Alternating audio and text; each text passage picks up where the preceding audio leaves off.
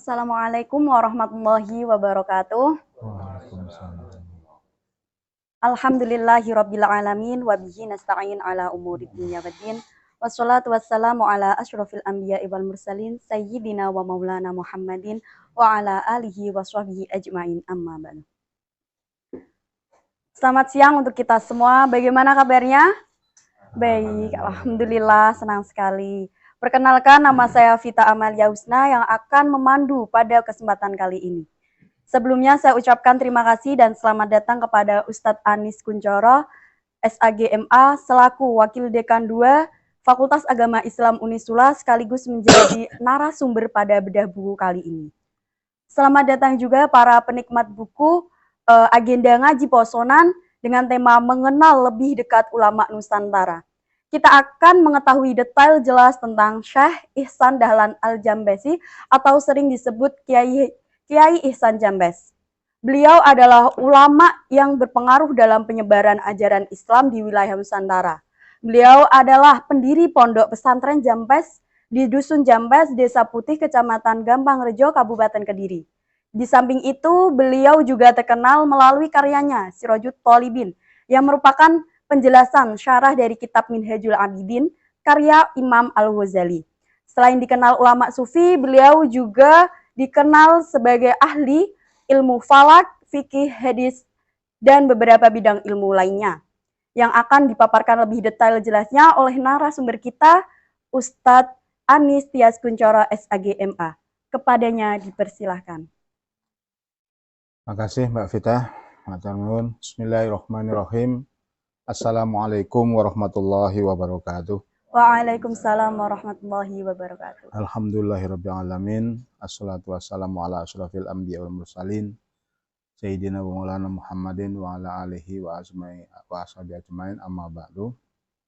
Ayyuhal mustami'un, Bapak-bapak Mujib, Dr. Mujib, ya. Kemudian rekan mahasiswa, wabil khusus Mbak Vita selaku moderator. Sebelum kita mulai bersama kajian Profil Ulama ini, mungkin akan lebih baik kita sama-sama mengirim bacaan surah Al-Fatihah buat yang ditujukan kepada Al-Mukarram Syekh Muhammad Ihsan Dahlan Jambes. Kalau beliau mengenalkan dirinya, Ihsan Ibnul Marhum Muhammad Dahlan Al-Jamfisil Kadiri. Lillahi ta'ala wa ala hadini as-solihah. Al-Fatihah.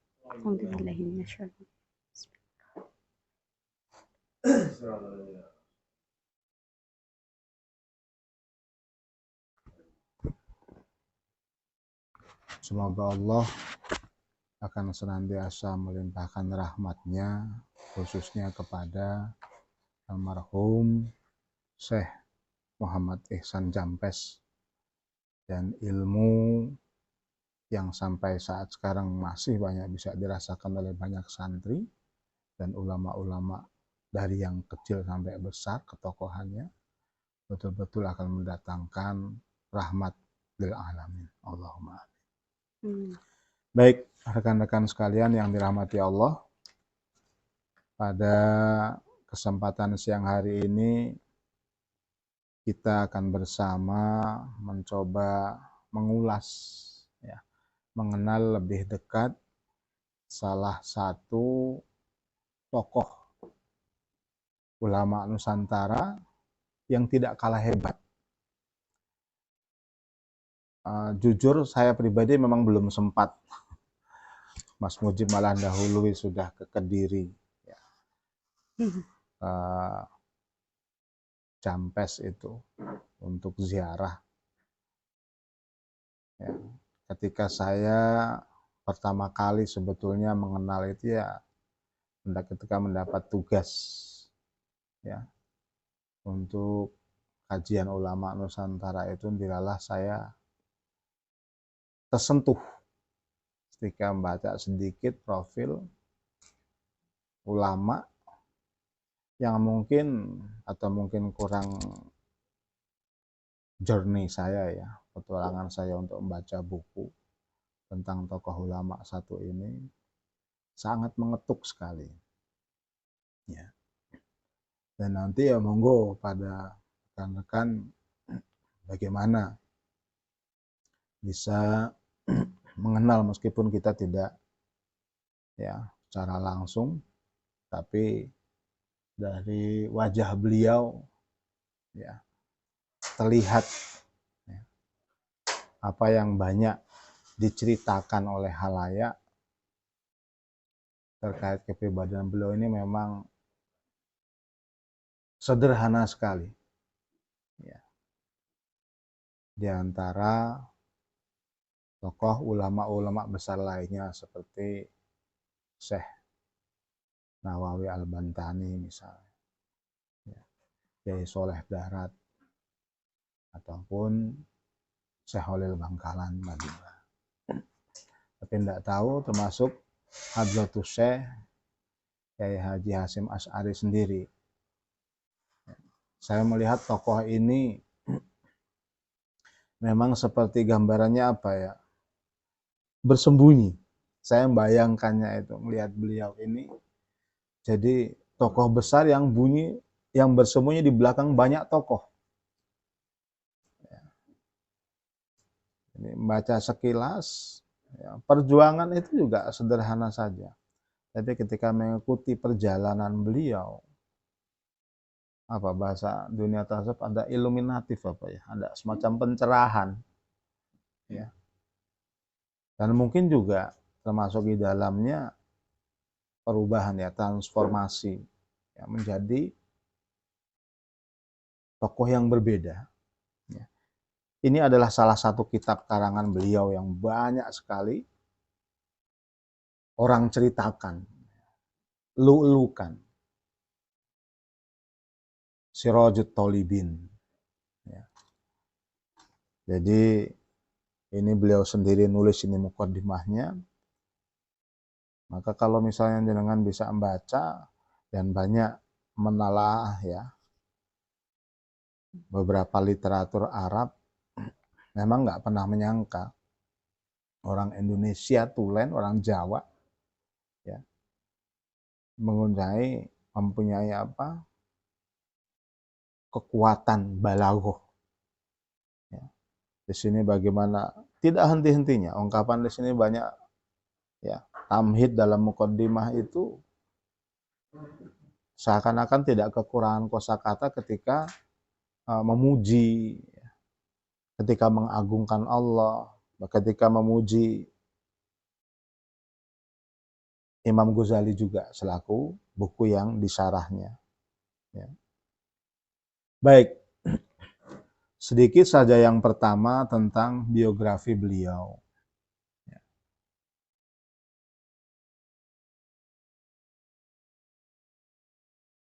Kalau jenengan melihat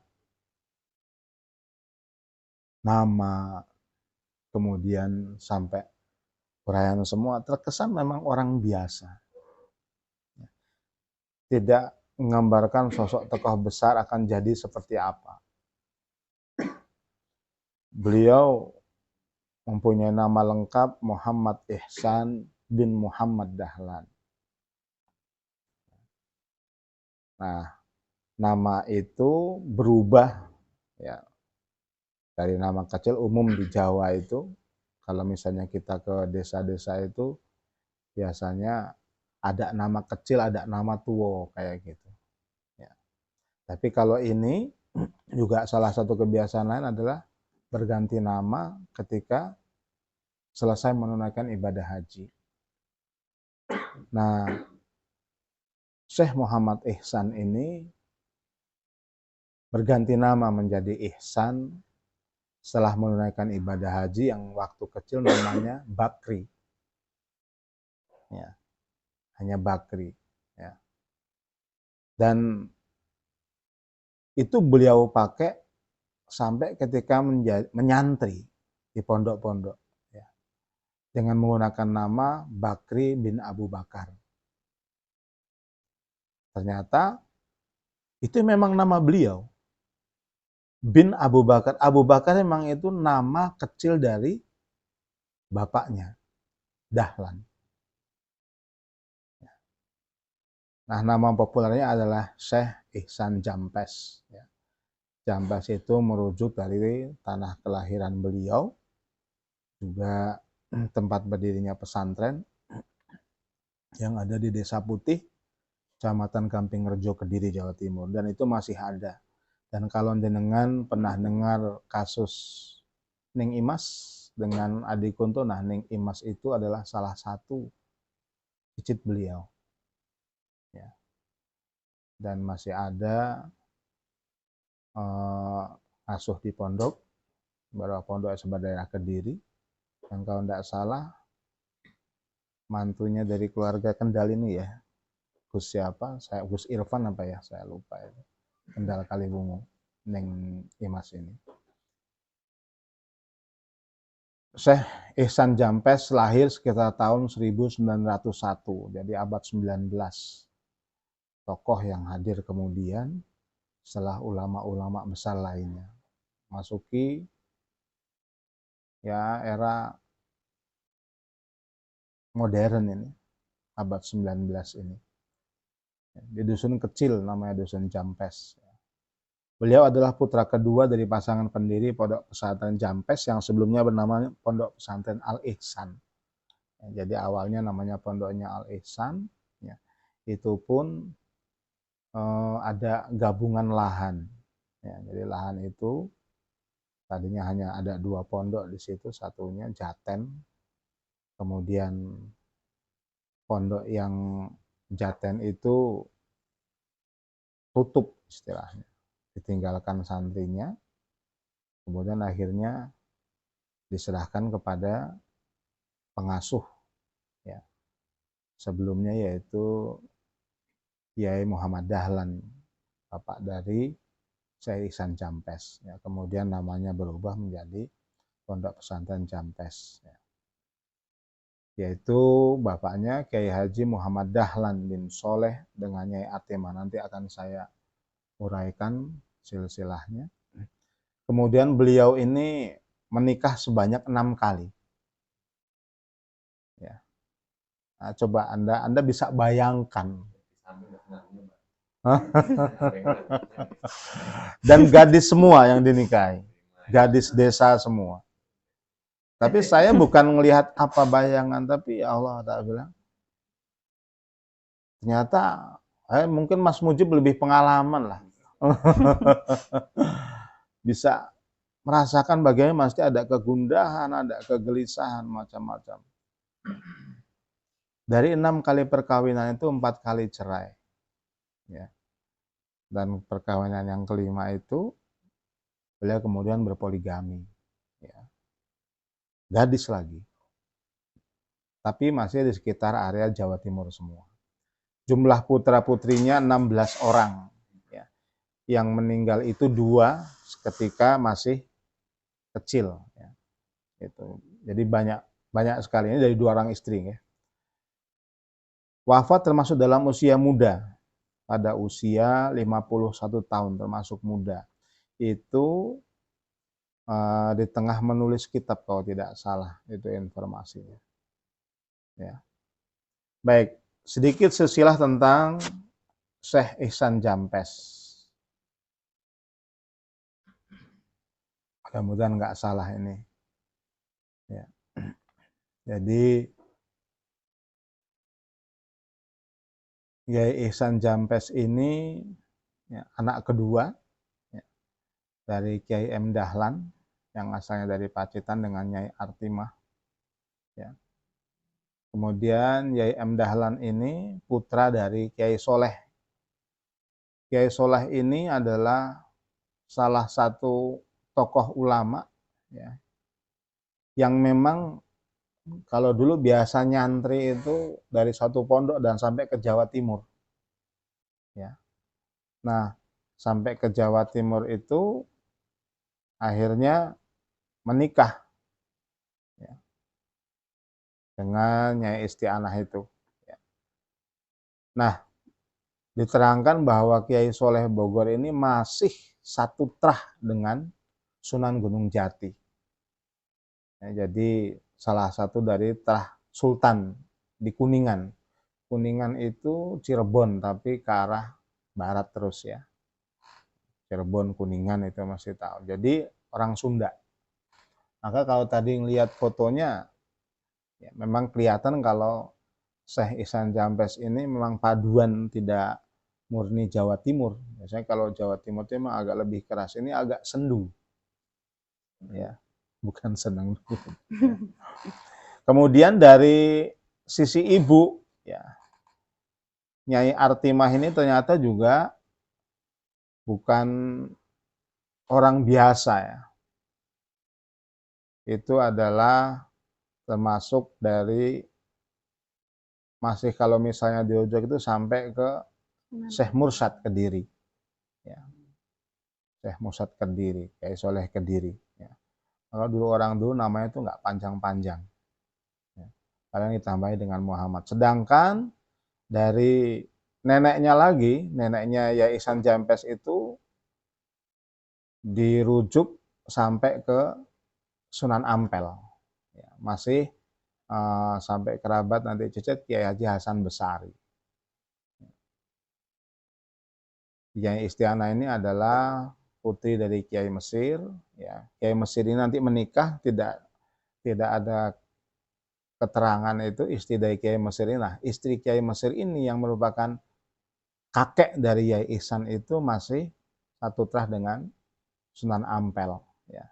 Kemudian Yai Mesir ini putra dari Kiai Yahuda Pacitan, yang ternyata dicuru runhut sampai ke Panembahan Senopati, Sultan Agung Mataram. Ya. Jadi bisa kita bayangkan ya. Jadi memang bibit bebetnya itu sudah jelas.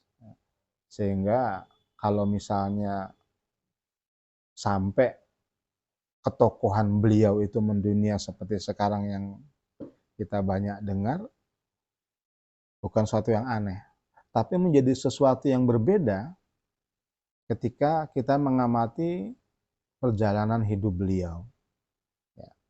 Selanjutnya tentang riwayat pernikahan. Jadi tidak disebutkan nama memang, hanya gadis. Nah, ada salah satu di sini, kalau tidak salah, putri Kiai Muhyin ini terus dinikahi oleh Kiai Jazuli Loso Kediri, kalau tidak salah. Ya, betul ya Pak ya. Saya sempat. Dua orang yang bercerai, dua-duanya alim semuanya dapat. Betul. Itu pelajaran, salah satu pelajaran. Dan satu juga tekanan, biar tokoh kita yang satu ini nggak perlu berkecil hati gitu loh. Sebetulnya momennya pas ada Pak, tapi beliau sampai keronto-ronto itu. Jadi bahasan. Artinya gini ya, sedikit ya kalau kita mungkin nggak hanya sisi ketika bicara keilmuan apa dahsyat, tapi ketika bicara ini nuwun sewu nggih, Syekh Ihsan ini sampai menikah itu 6 kali, 4 kali cerai. Tentu kita nggak perlu ngulik persoalannya apa. Tapi bagian dari proses pengembaraan secara batin itu menjadi penting. Ya, kita nggak pernah tahu apa sebabnya. Ya. Tapi itu bukan perkara mudah. Artinya nuwun sewu, gadis-gadis yang dipinang, yang jadikan istri tidak semuanya orang biasa. Ada seorang putri kiai. Ya. Dan saya yakin semuanya bercerai dengan baik. Baik, Mas. Damai. Makanya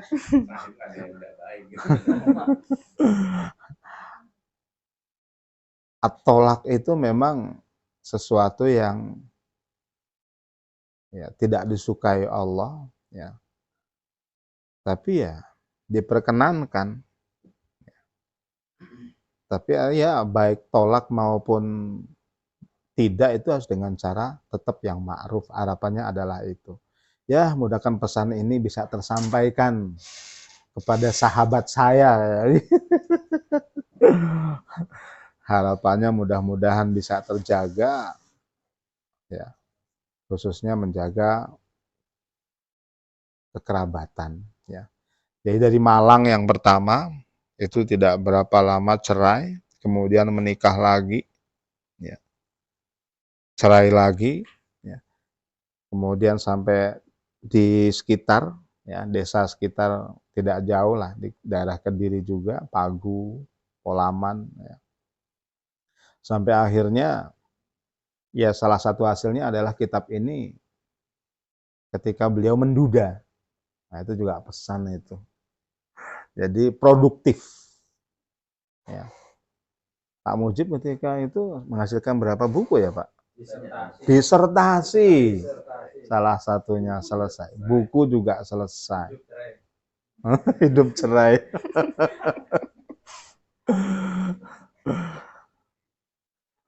Jadi memang sarung Pak. Sarung. Isi nyari sarungnya dulu. Betul. Betul. Dan akhirnya beliau ini ya melabuhkan hatinya ya tidak jauh ya dari gadis desa lagi ya di sekitar Kayan Kidul di Kediri juga. Namanya Nyai Surati. Kemudian setelah ibadah haji namanya berganti menjadi Hajah Zainab. Ya. Dari beliau ini Syekh Ihsan Jampes punyai 7 putra putri. Ya. 1 meninggal ketika masih dalam kandungan atau waktu pada saat melahirkan. Ya. Kemudian beliau menikah lagi dengan gadis Pare, ya, Kediri, Nyai Maryam, ya, dan dikaruniai putra putri 9 orang. Dan ada yang meninggal juga diceritakan di situ ya dalam biografi beliau. Ini Mas Mbak yang sedikit mengetuk tentang perjalanan hidup beliau. Ternyata tidak semulus yang kita bayangkan.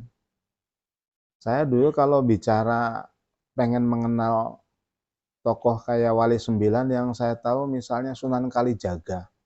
Itu katanya dulu ya paling beling. Yang saya tahu hanya itu. Dan saya faktanya itu juga pernah jumpai di sekitar tempat tinggal saya. Itu juga ada. Tapi ini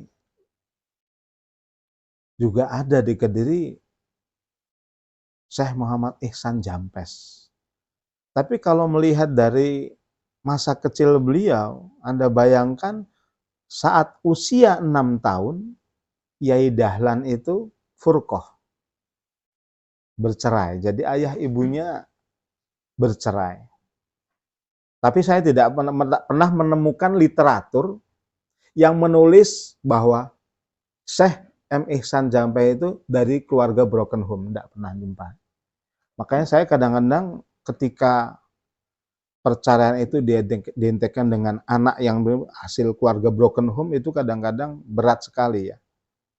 Kadang-kadang ya sebetulnya menolak ungkapan itu. Karena itu biasanya ungkapan itu dihantarkan oleh para psikolog.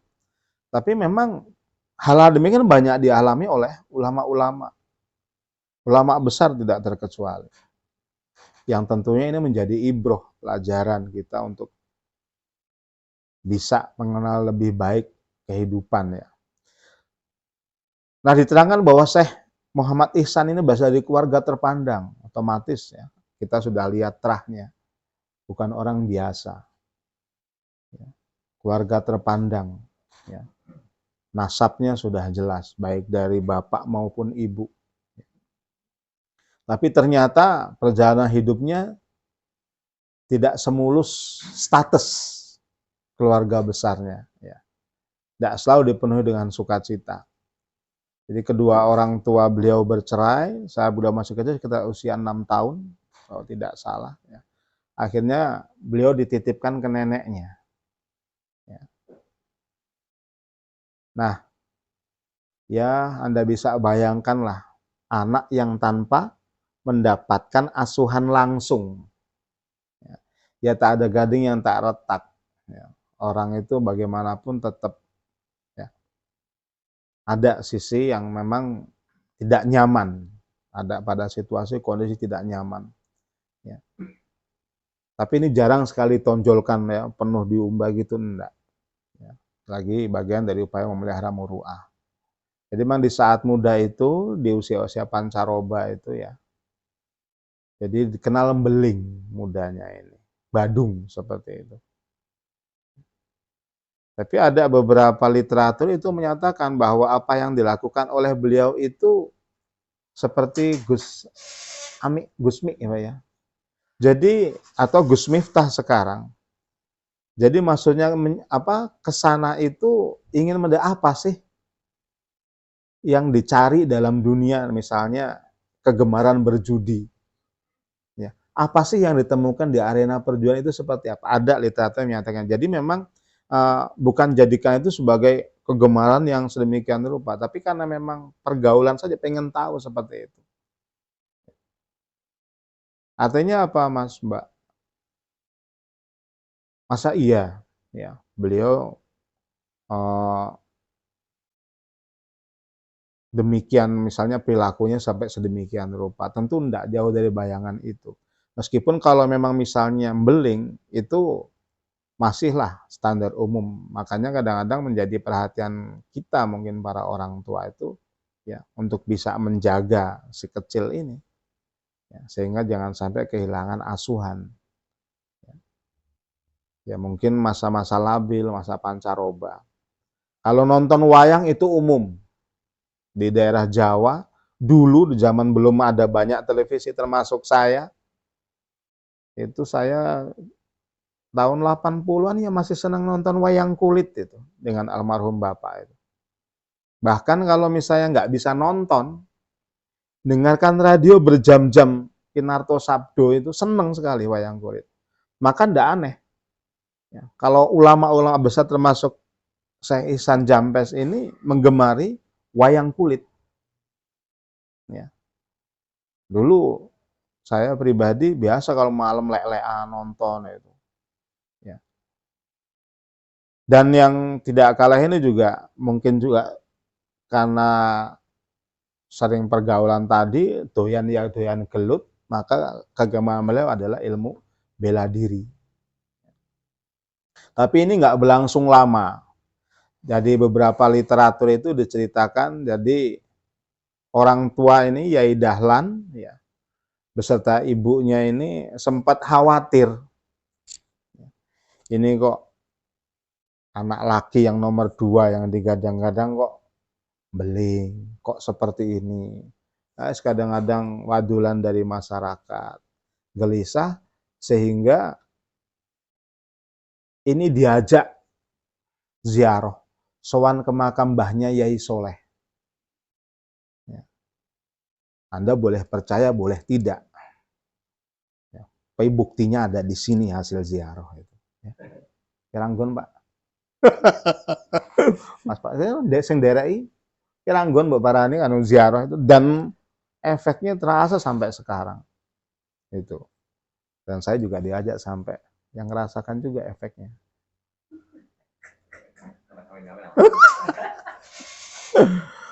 Ya. Jadi ketika diajak sowan ke ziarah ke makam itu, kedua orang ini ya berdoa meminta kepada Allah biwasilati. Ya. Orang yang soleh alim ini ya kakeknya ya, minta supaya Yai Ihsan ini jadi bener kayak gitu. Jadi cepat-cepat tobat, enggak terus nakal seperti itu. Dan dalam sebuah literatur diceritakan setelah pulang dari ziarah itu beliau mimpi. Wallahu a'lam. Ya. Mimpi kakeknya Yai Soleh itu nemui marah-marah. Jadi ndukani Syekh Ihsan Jampes ini. Ya. Diminta untuk memperbaiki perangainya dan perilakunya. Supaya berhenti dari kegemarannya yang sia-sia seperti itu. Sampai kemudian diangkat batu besar, dilempar, beliau terbangun. Setelah itu, semenjak didatangi dalam mimpi oleh mbahnya itu, beliau tobat. Ya. Dan akhirnya ya nampak kepribadiannya yang unik dan istimewa menurut saya. Jadi ada perjalanan, ya Allah saya bilang. Ini ya mungkin juga doa orang tua itu ya Mas Mbak ya. Jadi bagaimana bisa memberikan warna. Jadi jangan pernah berhenti. Bahkan tadi kalau perlu ya diajak sowan ke mbah, dikenal ke. Ya mbah sepumu dulu begini. Jadi diingatkan. Tapi kalau misalnya Anda bayangkan, bagaimana mungkin pemuda yang beling ini ketika dijak sowan ziarah mau. Artinya kan ada potensi baik itu ada di dalam diri beliau. Ya. Caranya mungkin Mas Saifuddin misalnya beling kaya apa, yo mondok, kaya ngono, ngangkat dijak mondok. Saya ngalami seperti itu, Mas, Mbak. Saya dulu tinggal di Jakarta Utara, Tanjung Priok itu dunia, Anda tahu sendirilah Tanjung Priok Jakarta Utara keras, ya. Itu preman banyak, was, pokoknya apalagi kalau Anda tahu zaman dulu ada Keramat Tunggak itu, ya. Jadi sekarang udah jadi Islamic Center, ya. Dulu tempat ya lokalisasi besar. Nah orang tua saya itu sempat khawatir, tawuran biasa, masih SD itu, jadi mukul anak orang pakai bambu itu biasa. Nanti yang keluar ibunya, pakai air panas kita disiram lari. Betul main bola, setelah main bola kita gelut itu biasa itu. Jadi main bola itu isinya sudah awas ngincar kaki, sliding, memang disengaja. Habis itu gelut, musuhan. Musuhan itu bisa bertemu. Perang itu betulan pakai sumpit-sumpit betul. Ya, saya ngalami itu sehingga ada kekhawatiran. Ini yang beling, ya khawatir juga terjerumus dan memang faktanya seperti itu. Ya, akhirnya diajak, ayo mondok. Ya, harapannya biar berubah.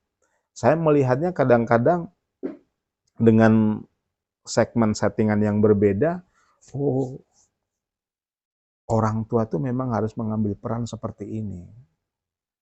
Jadi jangan didiamkan, jangan kalah seperti itu. Ya. Nah kalau mungkin waktu itu udah dijak ziarah, dongake, ya sampai datangi mimpi, wallahu alam.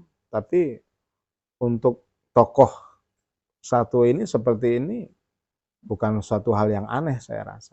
Ya.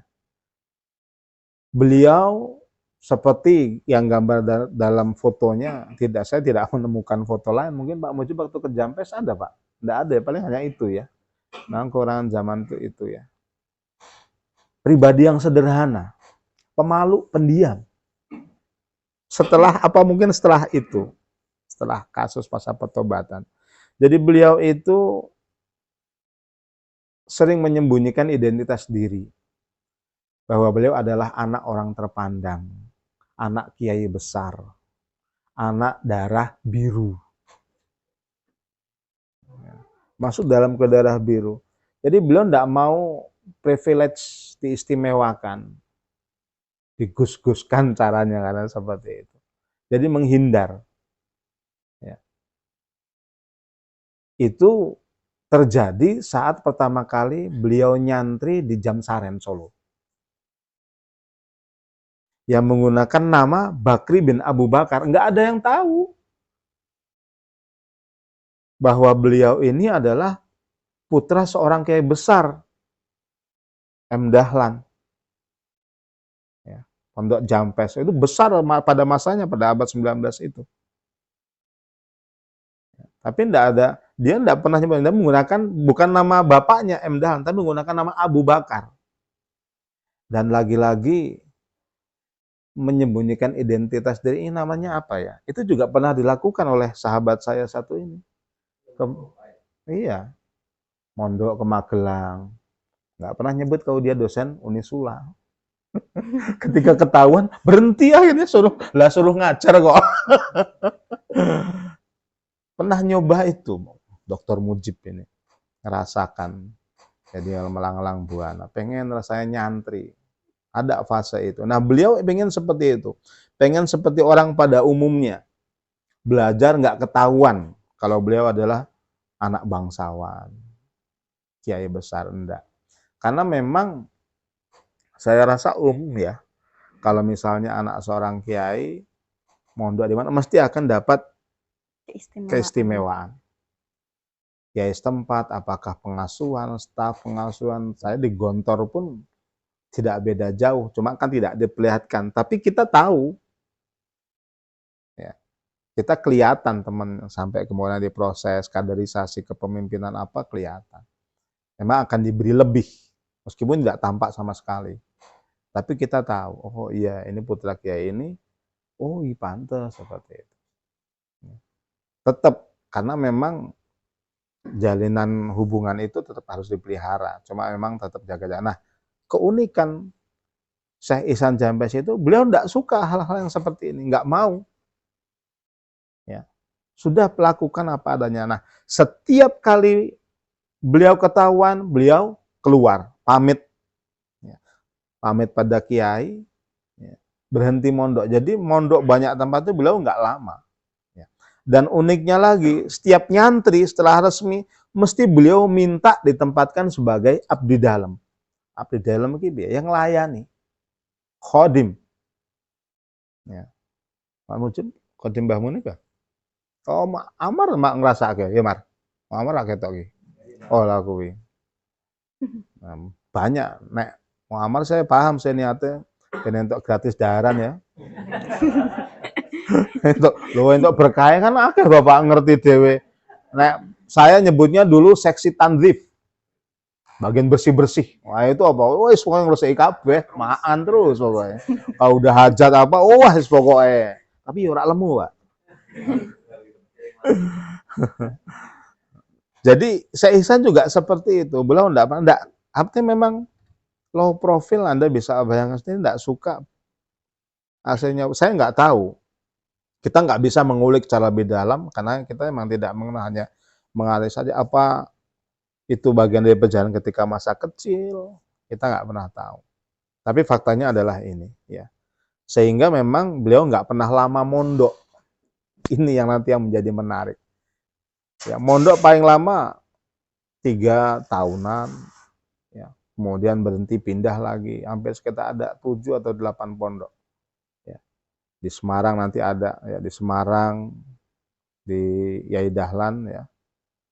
Adik dari Yai Soleh Darat nggak salah, di Pondok Mangkang, di Nganjuk, sampai ke Madura dengan Mbah Holil.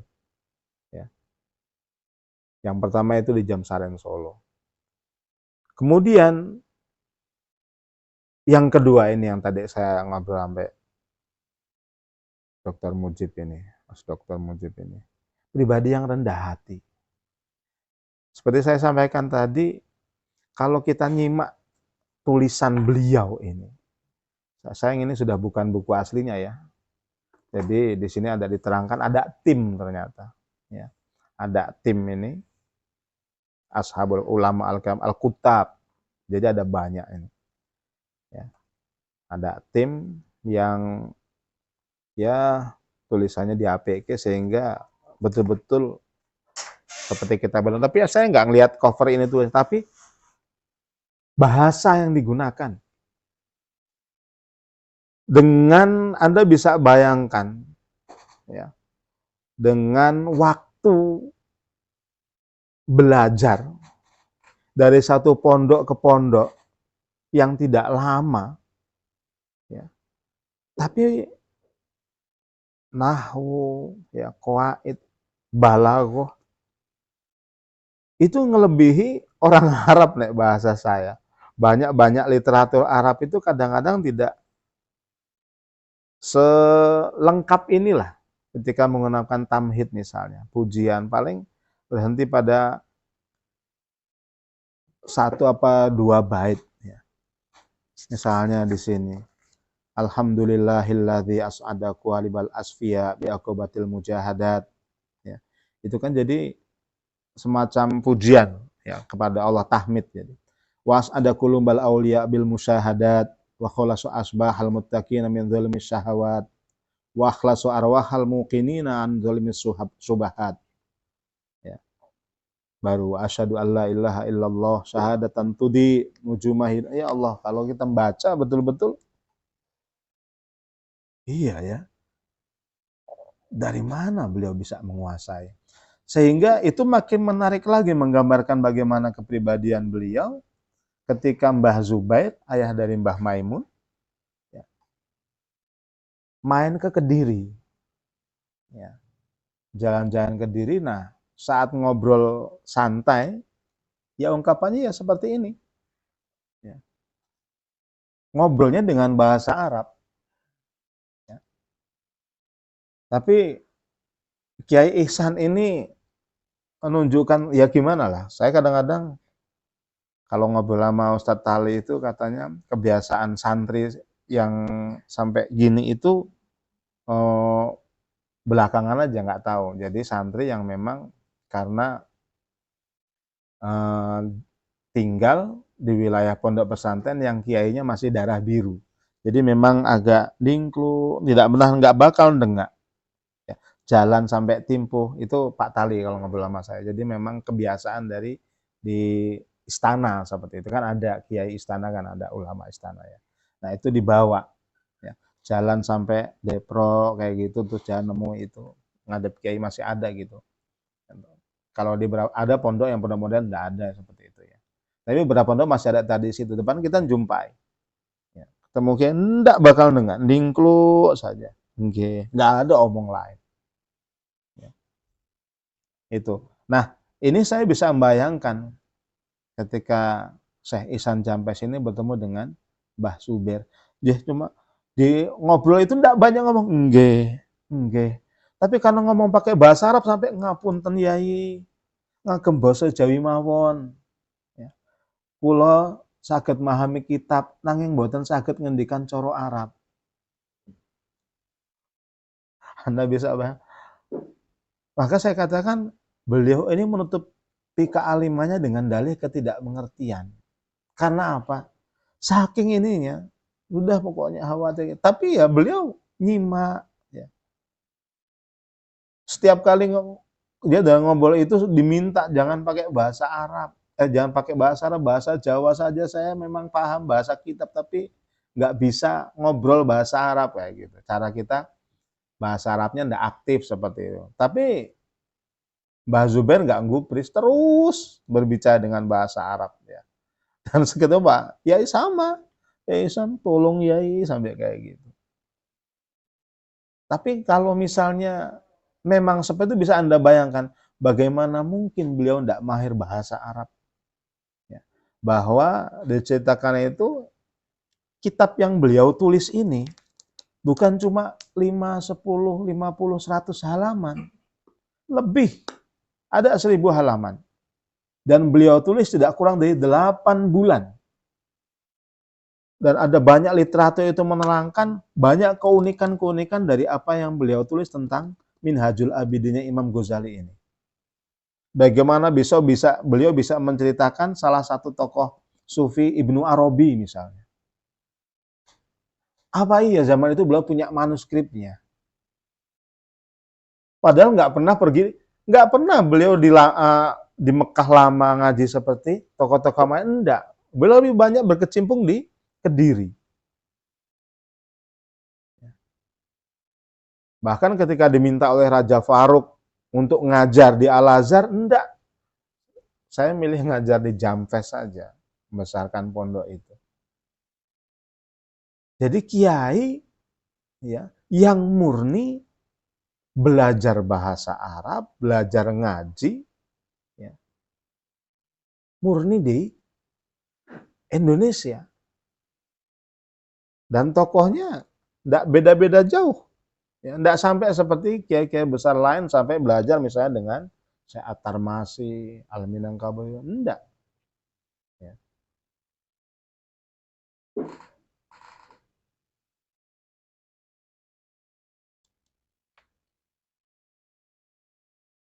Mungkin ini ya, salah satu keunggulan yang melekat di dalam diri ulama Nusantara. Yang jarang kita temui sampai sekarang kiai, ulama, usra kober nulis. Yutolik juga mungkin ya karena pas ada jadwal nyorok mungkin. Ya. Sekarang para kiai mungkin disibukkan ya mungkin sudah beda. Nah, Syekh Ihsan Jampes ini selain dikenal alim dan tawadu, beliau ini figur kiai pesantren yang tekun dan produktif menulis, baca, nulis. Jadi aktivitas literasi itu melekat sudah di ulama. Dan itu nggak beda jauh dengan syekh-syekh Nusantara lainnya, ulama Nusantara lainnya.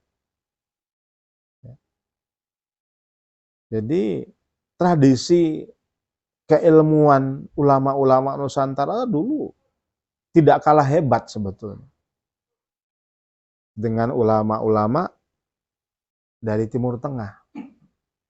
Ya, makanya ini kalau saya boleh berpesan, mungkin saya termasuk juga orang yang telat ya. Jadi keasikan untuk baca ini saya terlalu sering baca itu kitab-kitab ya memang asalnya dari sana. Ya. Madzhabul Arba'ah, Musnad, ya, Sahih Bukhari Muslim, ya, Raddul Mukhtar. Jadi baru sana. Tapi kita lupa, Mas, Mbak, ya, mengawal kitab-kitab hasil karya tulis ulama-ulama kita sendiri yang sebetulnya banyak bertebaran. Ya. Dan itu kalau sekarang ada istilah kajian filologi itu ya, itu dalam mungkin hanya lembar-lembaran tulisan tangan. Itu demikian penting sebetulnya.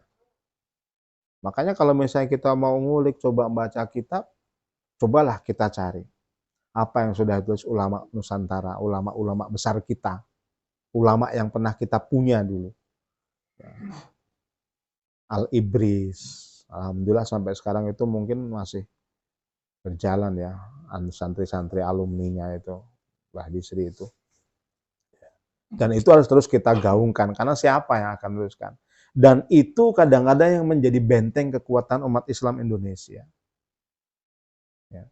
Dan saya yakin, ya, meskipun saya belum sampai selesai baca ini, saya baca kadang-kadang hanya poin, ngelihat tema apa, paling baca. Belum baca semuanya, tapi saya yakin apa yang Syekh Ihsan tuangkan dalam mensyarah kitab Minhajut Thalibin ini mesti sesuai dengan situasi, kondisi, budaya, geografi umat Islam di Indonesia. Karena dalam beberapa literatur diterangkan bahwa dalam proses perjalanan beliau, ya, kan tadi sudah diterangkan oleh Mbak Vita itu, ya umumnya ulama, ya, tidak seperti kita. Ya, kepakaran keilmuan kita diminta linier. Kalau ulama dulu kan enggak, ya dia ahli tafsir, ahli hadis, ahli fikih, ahli falak. Sekarang enggak boleh. Ya. Mas Mujib, Dr. Mujib itu, yang enggak boleh ngajar syariah. Beliau spesialis peradaban. Enggak boleh ya. Padahal S1-nya tafsir. Hanya karena doktornya peradaban, maka tertutup jalannya untuk ngajar tafsir itu. Tapi ulama-ulama dahulu, seperti itu, ahli falak. Siapa ngira? Syekh Ihsan Jampes adalah ahli falak. Beliau belajar dari Kiai Dahlan, ahli falak di Semarang. Ya. Memang beliau lebih populer sebagai seorang sufi, ya, mutasawwif, ya. Dan itu diakui oleh banyak kalangan. Nah, dalam perjalanan beliau untuk menulis ini semua, itu beliau menemui semua, ya, orang alim tanda petik yang dianggap alim oleh masyarakat Indonesia, termasuk dukun, ya, termasuk para ahli-ahli kejawen. Itu diajak ngobrol, ya, berbicara tentang laku-laku kehidupan, sehingga termasuk masalah pewayangan. Sehingga kadang-kadang isinya syarah di sini kadang-kadang melampaui penulisnya sendiri, Imam Ghazali. Ya, karena versi Syekh Ihsan Jampes dalam hal pensyarah ini. Jadi saya mengajak kepada teman-teman semua, kita bisa nguri-nguri bersama, ya, kitab karya tulis ulama Nusantara.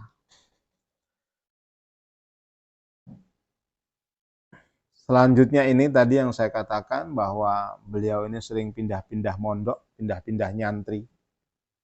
Ya, ada sekitar 7, 8, saya pernah baca kurang 1 ya, ini 7 yang saya cantumkan. Itu Pondok Pesantren Bendo, Pare, itu milik paman beliau sendiri, sempat nyantri di sana, kemudian pindah ke Jamsaren Solo. Ya, ini Jamsaren ini di masanya juga pondok besar ini, pondoknya istana ini, pondok pesantrennya istana. Kemudian pondok pesantren yang diasuh Kiai Haji Dahlan Semarang, ini adiknya Kiai Soleh Darat. Ya, kemudian pondok pesantren Mangkang ini saya belum sampai detail tahu ya di mana. Kemudian pondok pesantren Punduh Magelang yang diasuh Kiai Maksum. Ya. Gondang Legi ini juga terkenal, daerah Nganjuk. Kemudian kita tentu akrab ya, kenal baik ini dengan Pondok Pesantren Bangkalan Madura yang diasuh Kiai Holil Bangkalan. Ini beberapa kitab, ya, hanya 4 saja, sebenarnya banyak sekali yang tulis baik berupa lembaran, bahkan ada tafsir yang lembar saja itu belum ditemukan. Bahkan ada seorang ahli filologi itu, ya, yang menekuni bidang ini sampai datang ke sana, katanya kerabatnya datangnya ternyata tidak sampai kehabisan biaya, belum ketemu naskahnya seperti apa. Yang pertama adalah kitab Tasrih Al-Ibarat yang ditulis pada tahun 1930, ya, merupakan syarah dari kitab Natijat Al-Miqat, ya.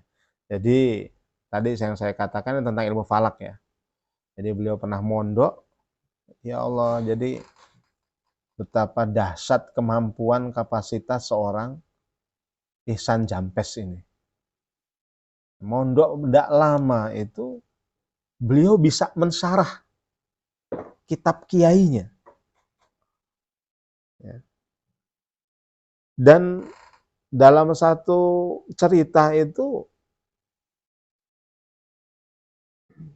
Kiai Syekh Ihsan Jampes ini pernah menemui Hadratus Syekh Hasyim Asy'ari. Mau minta tasheh, caranya seperti itu. Dari salah satu tulisan kitab beliau. Jadi minta tasheh, minta dikoreksi. Ya, Umar Sati ketika maju yang menyampaikan saya, nah kemudian sengaja Hadratus Syekh ini nyobek satu, ngambil belum jadi kitab ya, ngambil satu lembar itu disimpan tanpa sepengetahuan Syekh Ihsan Jampes. Kemudian dibaca satu, loh ini kok kurang satu lembar, tolong ditulis ulang. Lembaran yang diambil oleh Hadratus Syekh Hasyim Asy'ari ini yang disimpan, yang sengaja diambil, ngomong loh ini kok kurang satu lembar, tolong ditulis ulang, ditulis di situ. Syekh Ihsan Jampes diminta nulis ulang. Awalnya Anda bayangkan, tolong Yai ditasheh tulisan saya. Ya masih banyak lembaran, diambil satu tanpa sepengetahuan, diterima, diambil satu tanpa sepengetahuan Syekh Jampes, kemudian dibaca, Loh, ini kok kurang 1 lembar, mana lanjutannya? Tolong ditulis ulang, saya tunggu. Padahal lembaran itu disembunyikan oleh Mbah Hasim. Ditulis ulang saat itu juga ketika tidak ada perbedaannya. Blek sama. Coba Dokter Mujib nulis apa, saya ambil yang apa? Buku Peradaban Islam. Sobek. Ganti beda nanti narasinya. Tapi ini tidak sampai seperti itu. Artinya seakan-akan apa yang beliau itu tuh apal di kepala, sudah di luar kepala. Ya. Anda bisa bayangkan, ya, makanya sedih sekali, usia muda 51 tahun. Ya. Muda sekali. Nah, makanya tidak aneh. Ya. Ngaji sebentar, nyantri sebentar, ngarang kitabnya. Mensyarah. Sebetulnya tradisi seperti ini mungkin di dunia pondok itu bukan sesuatu yang aneh ya. Tapi ini anehnya karena kitab penuh ya. Saya pribadi kalau boleh cerita. Ia mensyarah. Tapi syarah itu adalah catatan syarah dari ustadz saya. Jadi bukan ini saya nanti belakangan. Jadi yang disarah itu biasanya kalau kita juga sering ngajikan sorogan itu misalnya ada penjelasan kiai, kita beri coretan-coretan. Nah, saya masih sering nulis ulang. Itu kalau di Gontor itu ada istilah masa karantina. Nah, karantina itu isinya apa? Nulis ulang materi semenjak kelas 1 sampai kelas 6. Kemudian kita buat khulasoh. Jadi kalau ada mahfuzot misalnya atau pelajaran tafsir madrasah itu ada satu ayat ditafsirkan. Nah, kita menafsirkan itu dengan bahasa kita dan cara kita memahami. Ya nggak beda jauh dari itu, syarah itu. Mahfuzot kan misalnya manjada wajada. Nah, itu bagaimana syarahnya manjada wajada? Idza aroda, jadi cerita. Ya. Jadi mensyarah itu bahasa, tapi syarah seperti itu kadang-kadang hanya menyadur dari apa yang disampaikan oleh para ustadz. Ya. Atau kita hanya menulis ulang apa yang disampaikan oleh kiai saat nyorok kitab. Tapi Syekh Ihsan Jampes enggak. Ya. Kitab yang diterangkan kemudian beliau ulas dengan versi beliau. Sama dengan kitab Sirajut Thalibin ini. Jadi banyak ulama-ulama besar ya. Dulu sudah ada seperti itu. Ya. Kemudian yang kitab paling fenomenal dan monumental yaitu Sirajut Thalibin. Ya. Ditulis pada tahun 1932, 2 tahun setelah beliau mondok dari Semarang itu.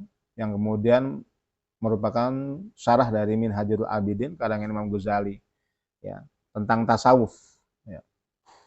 Kemudian Manahijul Amdad tahun 44, rentangnya ya Allah Anda bisa bayangkan itu ya. Jadi tentang 10 tahun, enggak sampai 10 tahun, tentang 10 tahun bisa kitab berapa kitab syarah itu. Dan bukan kecil-kecil itu. Ya. Wajah dari kitab Irsyadul Ibad ila Sabilir Rasyad karangan Syekh Zainuddin Al-Maribari tentang tasawuf ya. Kemudian ya ini juga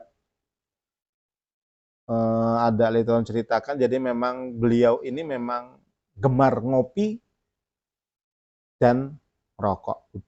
Umum lah Duhon itu. Ya, jadi kebiasaan nulis, jadi nulis, ngerokok, ngopi. Begadang. Tapi kalau menurut dokter usia-usia seperti saya udah nggak boleh begadang, harus tidur jam 10, udah jam 10 harus tidur, wah gitu malah kan kayak gitu. Ya, padahal nanti usia-usia udah 50 ke atas itu susah tidur sebetulnya, nanti bangun jam 3 udah bangun seperti itu. Tapi ini ya memang saya bisa bayangkan ya orang dulu yang ngerokok, nulis, ya. Inspirasi itu senantiasa terbangun. Saya tidak bisa bayangkan ya Allah. Nah ini kiai bukan penulis, ini seorang ulama. Ya. Saya yakin mesti ada ritual-ritual yang dilakukan, mungkin wudhu, mungkin sholat sunnah, mungkin berdoa, mungkin munajat seperti apa, baru mulai nulis. Ya. Dan kalau misalnya mengamati apa yang beliau tulis, ada beberapa itu menceritakan ketika bicara Ibnu Arabi, ketika beliau menuaskan tentang apa, seakan-akan itu gambaran apa yang ditulis Ibnu, misalnya manuskripnya itu muncul di depan, tinggal mengurai. Oh Mas Mbak, ketika bicara bahwa ulama-ulama besar ini bisa dialog dengan orang yang meninggal bukan sesuatu yang aneh. Ya. Pak Mujib atau mungkin Pak Dekan, Pak Mutar mungkin juga saya pernah ngobrol-ngobrol dengan almarhum Ustadz Ahmad Yasin Asy'ari yang kitabnya ada di belakang ini. Itu punya guru Ustadz Ahmad Al-Bahar. Itu punya banyak cerita-cerita riwayat-riwayat yang transenden seperti ini. Bicara orangnya ada di Mekah. Oh enggak. Ya, kalau Ustadz Yasin itu sering cerita mesti di Pekaujan itu. Jadi orang-orang dahulu dialog dengan orang yang ada, dihumpai dalam mimpi dengan siapa, ngomong seperti apa. Bukan sesuatu yang aneh. Apalagi dengan kapasitas seperti Syekh Ihsan Jampes. Didatangi, ya, penulis kitab apa, kemudian berdialog, ya, ngobrol seperti apa. Ya. Nah, Irsyadul Ikhwan fi Syurbatil Qahwah wad Dukhon, cara beliau menyikapi persoalan seputar hukum Minum kopi dan rokok, merokok, dan ngopi. Ya. Yang sekarang itu sampai dilarang, saya nggak tahu bisa-bisanya ya. Udut Muammar yang paling protes, udut kok dilarang. Padahal itu tradisi para ulama besar dahulu. Ya. Oh, ngopi seperti itu. Kita ini korban kapitalisme, Pak Mujib. Iya, larangan ini merokok menyebabkan ini. Ya. Ya mungkin sebetulnya ada mungkin yang salah proses produksi, tapi bukan berarti rokok yang sejatinya. Saya kadang pernah melihat orang kalau sudah nikmati lintingan bako itu, orang sepuh itu nyiumnya sampai meremelek kayak gitu loh. Saya nggak ngerti itu, karena saya nggak merokok, saya bukan perokok. Ya, saya dilarang dulu waktu kecil mau ngerokok itu dudukan sama ibu saya, gak entuk ngerokok nek durung iso golek duit, itu mesti ngomongnya. Gak entuk ngerokok kecuali nek wis entuk golek duit, ngomongnya kayak gitu. Ya. Ibu saya juga ngerokok dulu. Jadi kalau udah almarhum ayah saya juga perokok berat. Sriwedari, Gudanggar merah itu rokoknya. Yang kalian kan cuma rokok filter rokok putih, itu biasa itu. Nah, makanya kalau rokok yang sejatinya itu ya tembakau itu rajangan asli, nggak tahu. Emang kalau aromanya kalau di Temanggung, Wonosobo itu ada semacam ini angkringan. Jadi jenengan kalau mau ngerokok tembakau apa, dari yang ngecek-ngecek sampai yang kelas apa kayak gitu. Anda linting situ nikmati. Jadi enek kafe di sana namanya apa ya mari pase. Pokoknya rokok itu. Terus nyanding kafenya kopi lasem apa? Lelet. Wah, enak meneh Mas, Des. Ciduk abot banget kopi nih, kaya lempung. Saya karena dijak ziarah Pak Mujib jadi ngerti kopi lelet. Terus dikirim karo santri langsung kono kayak iwak saya gue. John gue. Jadi ini menarik ini. Saya masih nyari juga nih kalau ada bukunya ya Pak Mujib ya. Kita ngaji Pak tentang Irsyadul Ikhwan fi Syurbatil Qahwah wad Dukhon. Ada versi Arab dan versi Indonesia. Oh, versi Arabnya, kalau Indonesianya nggak enak Pak. Saya bilang ada dua-duanya. Iya betul. Yang bedakan Mama. Bedakan rame itu. Betul, dan apa-apa. Pencerahan. Ke ilmu, pencerahan. Berani enggak masalahnya ya. Iya, jadi nanti sampai akhirnya orang ngelepas semua. Ngerokok kok dilarang. Halal, halal. Nah, dari banyak hasil karya tulis beliau, memang kebanyakan orang lebih menyunting beliau ini sebagai seorang mutasawwif, ya, daripada sebagai seorang ahli falak, daripada sebagai seorang mufassir. Ahli tafsir ada tadi yang saya ceritakan ya, pasti belum ditemukan itu. Kemudian ahli fikih, ahli hadis, ada hadis, beliau juga terkenal sebagai ahli hadis. Tapi di kalangan masyarakat Nahdiyin terutama, ya, beliau ini menginspirasi, ya, kehidupan dunia tasawuf bagaimana yang ideal, ya. Ya tidak beda jauh ya dengan konsepnya Imam Al-Ghazali. Sehingga ya pernyataannya paradigma sofistik yang bernuansa Ghazalian, nah, istilah kerennya seperti itu. Ya, jadi sinergitas antara tasawuf dan syariah. Jadi tetap itu dibuat secara berimbang, ya. Jadi enggak apa istilahnya hanya laku wirid saja enggak, tapi tetap syariat itu tetap dibangun, tetap dijaga, dipelihara. Dan itu yang banyak ya dianut, diikuti ya oleh ulama Nahdiyin. Ya.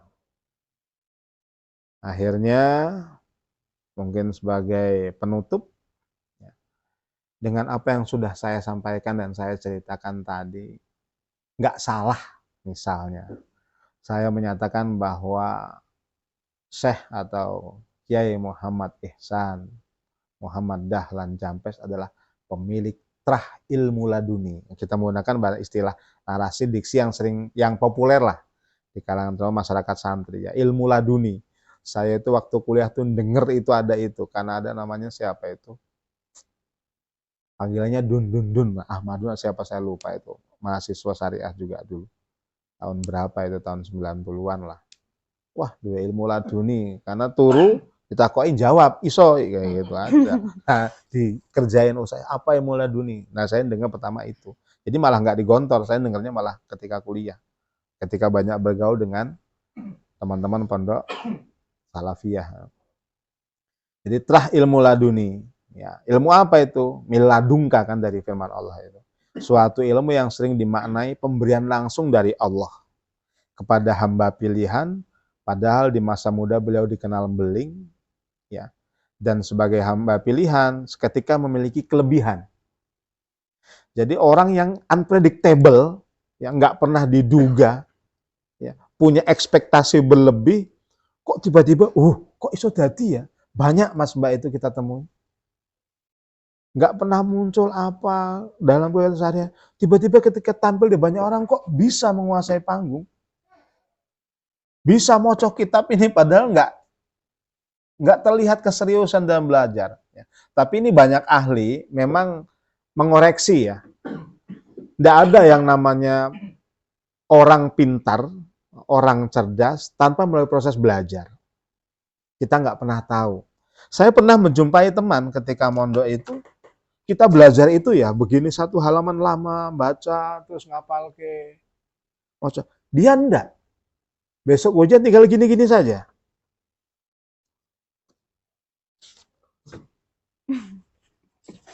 Hanya tinggal buka lembar. Dia sudah bisa dapat 20 lembar, saya masih 1-2 lembar karena ngapal ke alon kayak gitu. Terus apa? Sambil tidur. Ngantuk gini, belajar jajar kayak gitu. Almarhum udah meninggal itu, Dr. Ahmad Faiz itu. Saya ingat sekali. Termasuk juga Dr. Samsudin Arif. Oh, Dr. Samsudin juga dulu nanti dari magister ya.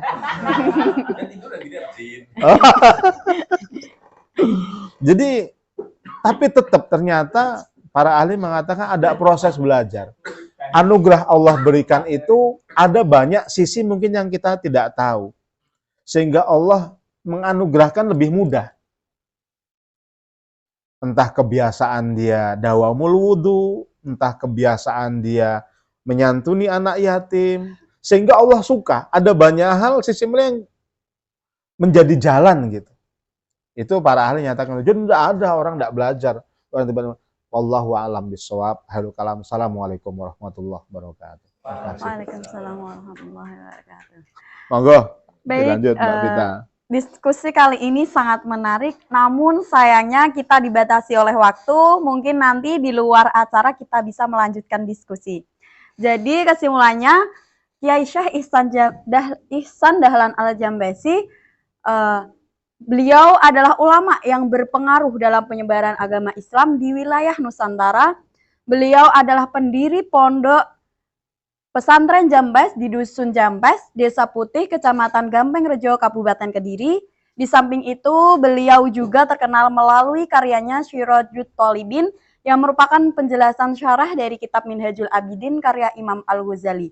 Selain dikenal sebagai ulama sufi, beliau juga dikenal sebagai ahli dalam bidang ilmu-ilmu falak, astronomi, fikih, hadis, dan beberapa bidang ilmu agama lainnya. Syekh Ihsan adalah ulama yang terkenal suka membaca dan menulis maupun mengarang kitab-kitab. Di antara kitab-kitab yang telah ia tulis adalah Tasrih al-Ibarat, Syirajut Tholibin, Minhaj al-Amdad, dan Irsyad al-Ikhwan fi Syurbati al-Khawati wa al-Duhan. Nah, demikian kita tutup dengan bacaan hamdalah bersama. Alhamdulillahirabbil alamin. Kurang lebihnya saya mohon maaf. Wallahul muwaffiq ila aqwamit thoriq. Wassalamualaikum warahmatullahi wabarakatuh. Waalaikumsalam warahmatullahi wabarakatuh. Alhamdulillah.